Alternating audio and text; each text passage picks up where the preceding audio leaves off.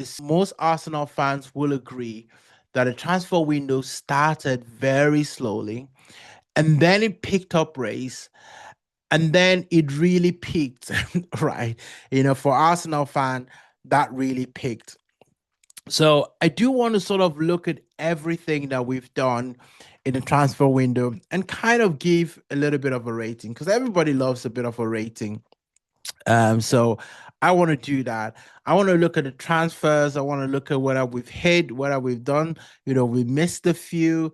So let's get into it, right? I'm going to start with the big one, right? Did Arsenal make a big impact in that transfer window? I was talking to a Liverpool fan, and of course, they're all at the top of the world. They just won the Premier League, so nothing can go wrong at Liverpool. And he was talking about the fact that Arsenal just bought a lot of quantity, while Liverpool splashed the cash on the quality players. So let's get into it. Gyökeres, I think this is the one that a lot of fans are really, rival fans are really hoping that doesn't work well so that they can also turn around and say, I told you so.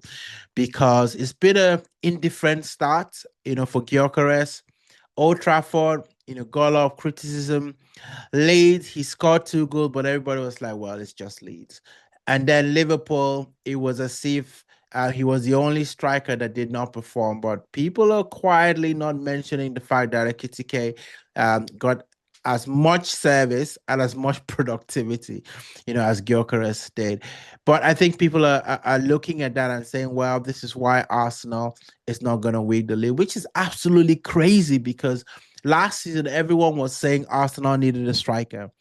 And now that Arsenal has got a striker, people are saying this is the reason why Arsenal are not going to win the league. So, which one is it, right? Okay, Zubimendi comes in.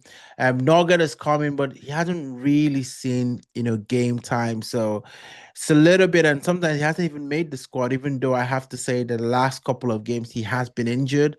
So I think that counts for something. So it's really going to be interesting when we go into this fixture and we look at the team that is actually potentially going to play. But hey, Liverpool added Isak, and I think that's where everybody's looking at what sort of signing that is, considering all the riches that they have, the sort of players that have come in, and the start that they've had to the season. So people are thinking you put Isak there. That automatically means that Liverpool are going to win the league. The funny thing is that the Premier League doesn't work like that. Generally, it doesn't work like that. I look at last season, Arsenal lost the same amount of games as Liverpool did.